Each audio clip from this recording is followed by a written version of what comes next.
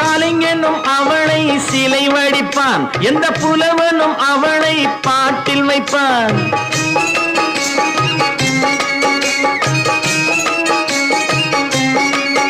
எந்த கலைஞனும் அவளை சிலை வடிப்பான், எந்த புலவனும் அவளை பாட்டில் வைப்பான். அந்த இயற்கையும் அவள் மேல் காதல் கொள்ளும், அவள் நினைவாலே என் காலம் செல்லும். நான் பார்த்ததிலே அவள் ஒருத்தியை தான் நல்ல அழகி என்பேன், நல்ல அழகி என்பேன்.